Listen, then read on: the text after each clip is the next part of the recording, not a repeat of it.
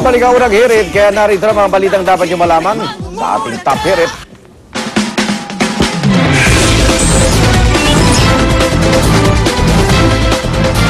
Para sa papalapit na Semana Santa, puspusan ang paghahanda ng mga bus company sa pagdagsa ng mga biyahero magsisipag-uwian sa mga probinsya para matiyak na maging ligtas sa mga biyahe ng kanilang bus.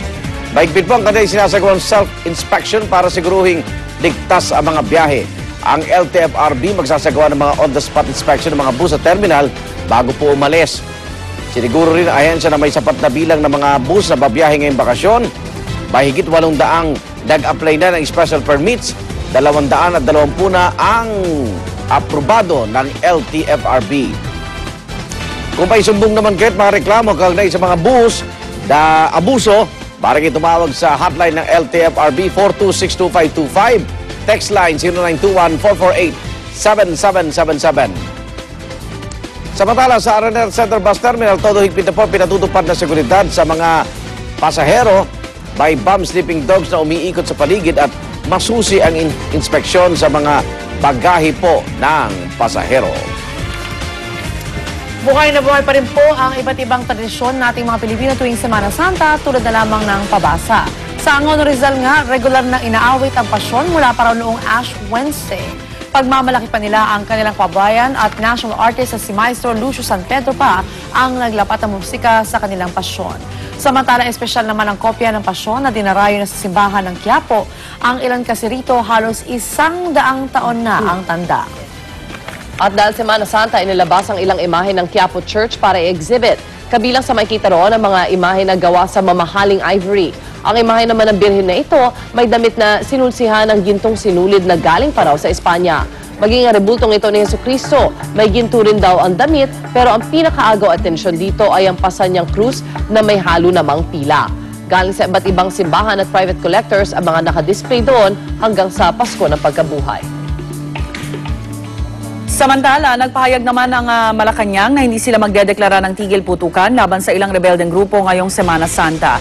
Ayon kay Presidential Spokesperson Edwin Lascerda, magpapatuloy pa rin ang mga military operation laban sa mga rebeldeng New People's Army kahit pa Holy Week.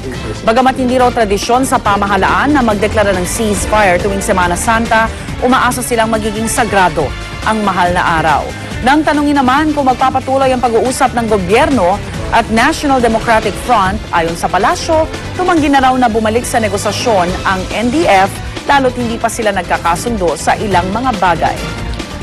Not guilty. Yan ang tugon ni dating Maguindanao Governor Andal Ampatuan Sr. nang basahan ng sakdal kahapon para sa kasong electoral sabotage. Bantay sarado at naka-wheelchair pa siya nang humarap sa Pasay Regional Trial Court. Hiling ng kampo ni Andal Sr., huwag na raw sana siyang dumalo sa mga pagdinig dahil sa kanyang kondisyon. Naghain din ng not guilty plea si dating North Cotabato Provincial Election Supervisor Yogi Martirizar. Ang korte naman ang naghain ng not guilty plea para kay dating COMELEC Chairman Benjamin Abalos Sr. na unang nagsabing hindi niya kinikilala ang jurisdiksyon ng Pasay RTC. Isang panggigipit, yan ang tingin naman ni dating Manila Mayor Lito Atienza matapos mapag-alaman ng Commission on Audit na nasa pangalan pa rin ng Basa Guidote Enterprises ang biniling lupa kung saan inilipat ang Sampaloc Market noong kanyang panunungkulan. Ayon kay Atienza, nais lang daw magpasikat ng ilan kay Pangulong Noynoy Aquino at isang simpleng harassment ang kanilang ginagawa ngayon. Pero ayon sa kasalukuyang mayor ng Maynila na si Alfredo Lim, pinaimbestigahan na raw nila ang pagbili ng lupa noong panahon ni Atienza.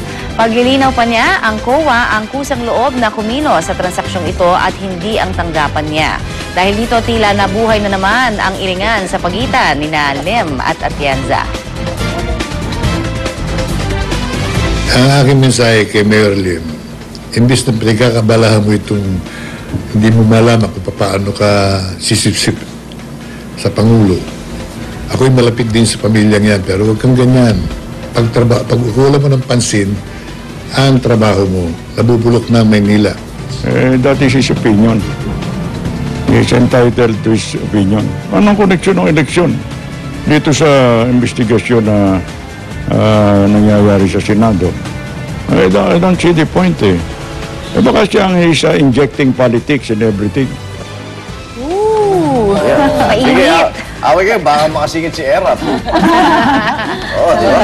Matunog din sa Maynila. Pero there's a point naman, ba't nga ba nasa Basa Guidote pa yung pangalan ng lupa? Bakit? Di ba automatic yun pagka binili? Inipat transfer na. Yeah, transfer it. Mahal magpalipat, pero Yeah. kung kaya nila gobyerno magbayad yun ng eh. 34 million, Kaya nila dapat palipat sila. Malaman natin sa gagawing investigasyon. Baka Kung wala talagang pa yung nalipat na o papeles hindi na pa. ano.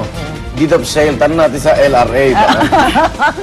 Diba? Alam nila. Pero dito, kanino ba nagbabayad ng amilyar yung public market? Local government ba? Kaya nga. So, ibig sabihin, nawala na talaga lahat ng karapatan yung korporasyon.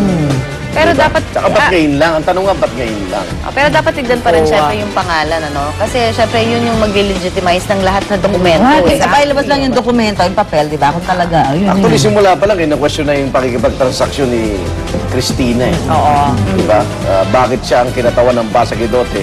Ang hinahanap, board resolution. Di ba may away talaga doon sa Basa Guidote Corporation? So bakit niya binenta Oh, at yung pera ano yan? nasa... Masalimuot. Sa proseso yan. Malalim pa. Ang problema kasi, pagdating sa impeachment, may kaso si Chief Justice. Pag dinadawin mo yung Basa Guidote, may kaso rin yung korporasyon. Kaya hindi pwede mapag-usapan eh. Oo, dahil mga Nasa korte rin yung sub-judice pag-aagawan ng... Kaya sa media na lang sila naglalaw. Okay, samantala, nangamba naman po si Senadora Miriam Santiago na magkaroon ng gapangan sa mga judge sa impeachment trial ni Chief Justice Corona, lalo na ngayon mahaba-haba ang break ng pagdiditis. Tinukoy ni Santiago na malaking factor dito ang 2013 election kung saan mapapansin ang kampihan ng mga politiko. Factors din daw sa desisyon ng mga senator judge ang survey na lumalabas ngayon kaugnay kung guilty o not guilty ang punong maestrado. Ay kay Santiago, maaari kasing magamit itong instrumento para ma-impluwensyahan ang impeachment. Pero giit ng ilang senador, ebidensya maging basehan nila at hindi survey sa gagawin nilang desisyon. Talagang running for re-election or running for some other elective office where votes will be the decisive and only factor actually.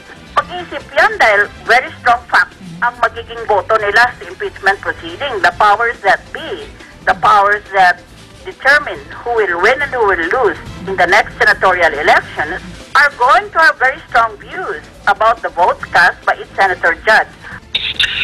It's from the opinion, pero does not affect me as a senator judge, and a possible re-election is in 2013. Kasi sinasabi dyan yung mga re-electionists, mga kailangan ng pondo yan. So dito sila parang bukas na bukas sa tukso ng palasyo ng Malacanang na kunin yung boto nila para mapatalsik sa peso si CJ Corona. Mahalaga kasi ito, isang buwan na ito na walang impeachment eh. Ito na yung impeachment of public opinion. Kanyang-kanyang labas na ngayon ng, di ba? Nasimulan na eh, oh. Survey, yung vlog daw ni Raisa Robles na sinabi naman niya na nagtatanong lang siya. Ngayong dininay, di nalinawan, di ba? Pero abangan pa natin, mga 3 weeks from now, may mga lilitaw pa na panggigipit pa rin, no? Dun sa, ika nga, nililitis ngayon na si CJ Corona. Depende lang paano niya ipapaliwanag to. Hindi, yun nga. Siguro pagdasal natin yung mga senator judges nga natin na maging impartial, Sila mismo to be magtika. fair. Oo, at hindi lang dahil sa kulay ng politika na meron man sila, doon nila ibabase yung Kasi boto nila. tapos na po yung articles of impeachment eh. Naisampa na po eh. Ngayon, kung maglalabas na ito panibagong mga kaso, Dapat panibago. illegal na po yun kasi next year na po uli. 1 year ban yan eh. Although, syempre, it colors pa rin your judgment, di ba? Ay, may duda pa rin. Meron pa rin. Kaya hindi ko alam kung mga yung sumasagot sa survey, nanonood ba kayo ng halos 6 na oras sa impeachment proceedings? Binabantayan.